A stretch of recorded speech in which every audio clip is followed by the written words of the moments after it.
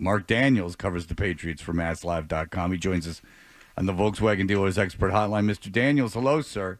Hey, good morning. Good morning. So here we are. A lot of intrigue around the second and third pick. Let's start with the intel that you've gotten. What have the offers been like? Have they been fielding offers? Obviously, I would imagine they have. What's the deal? Yeah. Teams have called, inquired, and talked to the Patriots about moving up to number 3, but a source told us at Masslive those offers weren't close. They were described as laughable, and as of right now, the Patriots are still waiting for a quote-unquote serious offer. And really, what I was told, it would take heaven and earth to get the Patriots to move off the number 3 pick. I had a different source tell me he wasn't sure that such an offer existed or a team would be willing to make the type of offer that would get the Patriots to move off at number 3. And really, guys, the reason is simple. The Patriots' priority is to find their next quarterback. They know that's what they need to get out of this hole. And from everything I've been told, the Patriots believe they'll land a legitimate blue chip prospect at quarterback at number 3. So to get them to not take a very important player at a very important position, you're going to have to give up a whole lot. And as of Tuesday, that hasn't happened. Right now, the Patriots haven't fielded an offer that, would get them to budge. Did you see that, by the way, even the Chargers now are rumored for J.J. McCarthy?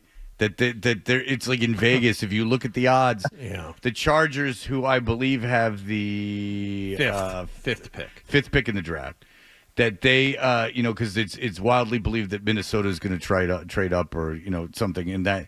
But that Harbaugh loves J.J. McCarthy so much that he would draft J.J. McCarthy. And Atlanta is floating rumors that they would take a quarterback at 6.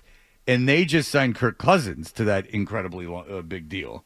So that's going on, by the way. If you're looking for intrigue. I don't know what you think about that, Mark. I'm starting to think this is all one huge smoke screen from Harbaugh, that he really doesn't think he's all that. And now maybe he's getting it out there. It's like, yeah, I might even take him. What the hell? That's how good he is. Hey, if you're the Patriots, you should call him on it, right? Like, all right, cool. Send us Justin Herbert, and we'll give you 3, and you can get J.J. McCarthy. Right, works out for everyone. That's right. Gets the guy. The Patriots don't have to draft a player whose comp is Justin Herbert. They could just trade for Justin Herbert. I would love that. There we go. Yeah. Do you believe though that either one of the quarterbacks available to the Patriots at 3 is blue chip enough to get them to? I'm not saying refuse all offers, because I know you said they haven't received a serious offer, but the general notion is, it doesn't matter what the offer is. If you've got the guy who's going to be your guy for a long time, no offer is going to be good enough. Is it possible that the Patriots feel that strongly about either player they could get at 3, where they would refuse even really good offers? See, it's a great question, because Thank you. Back at the combine, of me, Karen, and Chris Mason were told by honestly over a half dozen team sources that the Patriots loved the top 3 quarterbacks of the draft. And at the time, it was Caleb Williams, Jaden Daniels, and Drake May. And essentially what we were told back at February 29th was 3 quarterbacks we like. It's a no-brainer for us to draft one of them because that's what we need. I'd say the biggest thing that's changed over the last couple of months has been the emergence of J.J. McCarthy. And I was talking to a source who works in a front office for a different team this week, who told me it wasn't agent-driven, that there are teams out there who actually like J.J. McCarthy more than Drake May, and he wasn't sure if the Patriots were one of them. I'm not sure if the Patriots are one of them, but what's fascinating to me about staying at 3 and trading down is it's just that. It's like, all right, the Patriots liked Drake May and Jaden Daniels a ton just based off scouting and watching their tape over the last couple of years, that they were comfortable in taking them. But now all of a sudden there's another name in the mix. And I think you could also argue that, sure, you could trade down a spot or 2 and still get J.J. McCarthy. So, I mean, the Patriots think so. They think they'll land that guy with this pick. And if they do trade down, they know they have to essentially take those assets and move back up, which is really, really complicated, right? Like, if people always say, oh, play chess, not checkers. Well, if it didn't work for Belichick. I mean, it didn't work for Belichick. It didn't, right? And if Elliott Wolf could do that in his first ever draft, like, hey, props to him. That would be great. But there's a ton of risk in this right now, because we all know they draft Drake May and he doesn't work out. That's the risk. But if you pass on Drake May and he turns into a legitimate quarterback, that's your legacy. And it's tough. And I think sometimes maybe the risk outweighs the reward of even trading down and getting more assets, which is why I think the Patriots stay there at 3. And I think they'd be thrilled, honestly, guys, if they got Drake May. I know people inside the building really like him. All right, let's go through the machinations to say how ridiculous this would be. All right, so if Joe Douglas drafted Zach Wilson with the number 2 pick in the draft, Zach Wilson was just traded for a pick swap, and they agreed to pay half his salary. So Joe Douglas is still the GM of the New York Jets. And it's probably the worst pick in the history of the organization because of when they took him and who else was available. Maybe not who else was available, but when they took him. Yeah, all those quarterbacks but they're all crap except for maybe the kid in Jacksonville. But so say Wolf trades down and then trades back up. So he acquires assets, gives assets up, and trades back up and takes a quarterback. The team that takes the quarterback at their spot, that kid ends up being okay, even just okay. But the guy the Patriots take sucks. You're fired immediately. Like, you might get fired 2 years into the gig. Like that you're gone. Like, if you sit at 3 and take a quarterback, at least you have some time to hit on other picks and build a roster. Like, you get a little leeway. You start screwing around and passing on guys and let guys pass you to take your player. That's when you're really setting yourself up. I think that, and Mark Bertrand was the first to say this, so I'm going to steal this from him. Sometimes it's okay to play checkers. Sometimes it's okay to just, I have the 3rd pick. There's a quarterback there. Let's take the quarterback instead of getting too cute. Yeah, and if you think about it, if the Patriots mess this up, we might be here again in 4 years with a new GM, head coach, and looking for a quarterback. I mean, you talk about putting a lot of pressure on yourself for one draft. I mean, what I was told was, like, the Patriots not only want to find their franchise quarterback, but guys, they're hoping to find a tackle and a receiver in this draft. Like, they really do. They want to find starters at those 3 extremely important positions. I heard that. I was like, yeah, that would be great if an ideal scenario turns out and you find your franchise quarterback, your starting left tackle, and your starting receiver.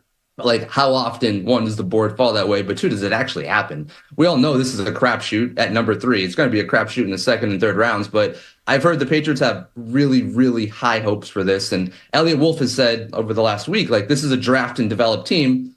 All right, but that means you have to hit on your picks, and you have to be really convicted at number 3, which is by far the most important thing he's going to do, right now. Yeah, but I guess the way the depth at those 2 positions are, I don't know about left tackle specifically, but there's value certainly at receiver high in the 2nd round, and I believe from talking to Lockhart that there's value at the tackle position in the. Mike likes both positions a lot. I mean, so it's deep drafts. So I mean, look, are you going to get like a number 1 like stud receiver in the 2nd round? Maybe not, but I mean, you could certainly. I bet you could get a starter. Maybe not a starting left tackle, but you get a starting right tackle, receiver, and you could certainly get a starting receiver based on what you have here. Would you agree? Yeah, and that's the hope. And like draft analysts and experts have been saying, like, the tackle class is so strong, there could be players available at the top of the 2nd round, and that would fit with the Patriots where they are. And I guess supposedly the receiver class is so strong, you could land starters in the 3rd and 4th round. So, from the people I talk to, it's like, hey, if this goes perfect, the picks, honestly, guys, they're going to be quarterback, tackle, receiver in some order, and they're hoping to come away with not just a handful, but like. Honestly, I was told, like, their goal is to have, like, multiple starters in this draft class. There's a ton of pressure on it.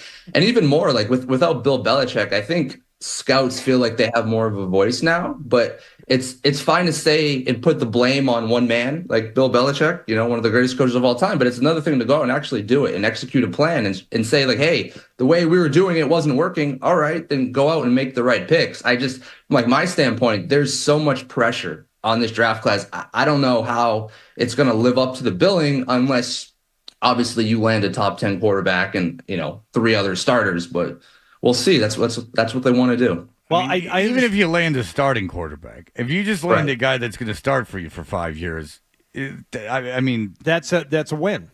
I think it's not the ideal, but it's certainly not a worst case scenario. I mean, at least you got a guy under a rookie deal that you drafted, and if he's not a disaster, I mean, I don't know. But go ahead. No, I think what you're saying, Mark, is that if they want multiple starters in this draft, that comes from 2 things. Number 1, they've got to be feeling some time-sensitive pressure here because of the way things have gone the last few years. But the way the team is right now, that's just something they need. And every team in the NFL, you could say, oh, we need multiple starters. Yeah, but you might need a safety. You might need something else in the secondary. It's important, but you need a tackle. You need a quarterback. You need a receiver. And when it's offensive and you're trying to appease a fan base, this is what the team needs right now. And if they can accomplish it through the draft, that's great. But it kind of feels like they have to anyway. Yeah, and what I was told about like the expectations was that like this year, they honestly, I don't think they're expecting to win much. I think they think they'll be better than 4 wins, but I don't think they have delusions of grandeur where they think they'll be competing for a Super Bowl. They know that's not the case. Like there is a plan in place that Gerard Mayo and Elliott Wolf feel comfortable with, but it is more of a slow build. And from what I heard, like Robert Kraft is on board with them doing it a little bit differently and them rebuilding through the draft. And it's like it's easy for an owner to say, okay, I'm fine with the plan, but when does the owner start to get antsy? I think what they have to do is they have to hit on these rookies and they have to see some development from over the next 2 years to really make the plan come to fruition. It's easy for everyone to say, oh yeah, I'm going to build through the draft. Okay, then we'll see. Because if you miss on your first, second, third round picks, it's heads are going to roll, or you're going to have to go through free agency or the trade market. Mark, based on what you know, how involved is Jonathan Kraft in this process with these trade calls that Elliott Wolf is getting? You saw the same report we did earlier this week. What do you know about this? Me and Karen Gregan talked to, I'd say, 4 people in 3 different levels of the organization over the last couple of days, and I've heard nothing but denials and people telling us that's not true. So I haven't found anyone that could confirm that report. I've just heard people who have adamantly denied it. And I mean, different levels of the organization. It's essentially that report was news to a lot of people.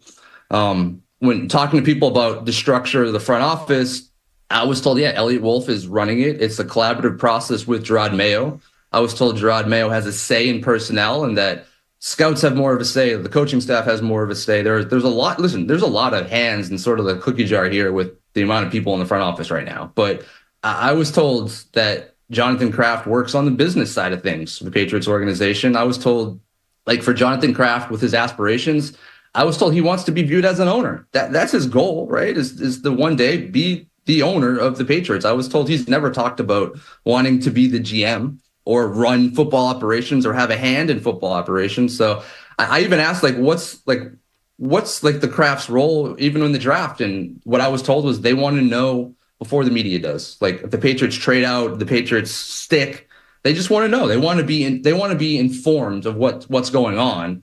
But I wasn't told that they had like a say or they were pushing for anything. So far, guys, just denials from me. All right, very good. Mark Daniels, read his Patriot coverage around the draft for masslive.com. We appreciate the time, sir, as always. All right, guys, thank you. If you like that clip, and how could you not? Check out more videos from Toucher and Hardy here. Point slightly up and to the left. For more Patriots analysis and opinion, hit this playlist. Point slightly down and to the left. And for the latest from the Sports Hub, download at 985thesportshub.com.